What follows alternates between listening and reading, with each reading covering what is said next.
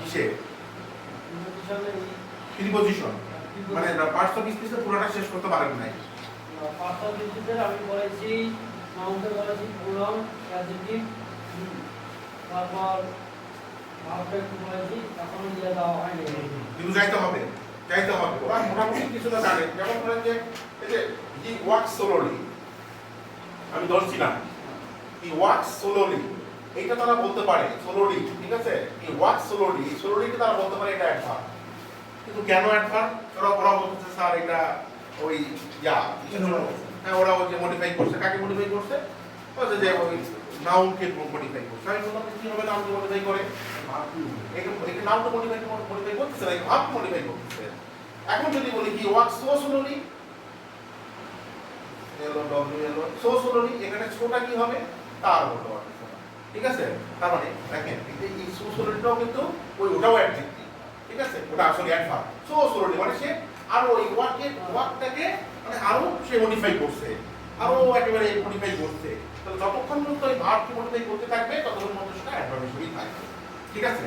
এখন দেখেন, এখন এই জিনিসগুলো কিন্তু আপনাদের ওদেরকে ধরাই দিতে হবে, করবে ওরা, জাস্ট আপনি ধরাই দিবেন, ঠিক আছে। এই যেমন ধরেন যে অ্যাডভার্ব, অ্যাডজেক্টিভ, এই জিনিসগুলো কিন্তু সবচেয়ে ভেজাল। এই ভেজাল জিনিসগুলোকে ধরাই দিতে হবে। আবার দেখেন যে কনজাংশন এবং লিঙ্কিং, অর্থাৎ লিঙ্কিং ওয়ার্ড এবং কনজাংশনের মধ্যে কিন্তু পার্থক্য আছে, ঠিক আছে। যে কনজাংশন এবং লিঙ্কিং ওয়ার্ড এই দুটোর মধ্যে পার্থক্য করাবেন, ঠিক আছে। when then হ্যাঁ and so but কোথায় কোথায় কি প্রয়োগগুলো আছে আপনারা একটু দেখলে বুঝতে পারবেন এবং আপনারা এটাকে ধরায় দেন। ওরা বলবে তো ওরাই, জাস্ট আপনারা ধরায় দেবেন। এখন প্রশ্ন হচ্ছে স্যার আপনি যেমন বলতেছিলেন স্টুডেন্ট তো আমাদের নাই, এত স্টুডেন্ট তো আমাদের এইভাবে করে না, কিন্তু আপনাদের তৈরি করে নিতে হবে, ঠিক আছে। আমি একাডেমিক স্যারের উপর অত্যন্ত মন খারাপ, আমার একাডেমিক স্যারের উপর আমি ভীষণ আমি মন খারাপ, ঠিক আছে। আমি এরপরে একাডেমিক স্যারকে আমি চার্জে নিব, ঠিক আছে। স্যার আপনি এটা ঠিক করতেছেন, আপনার টিচারদেরকে আপনি খুব মানে আরামে আসে দিন পার করা দিচ্ছেন, ঠিক আছে।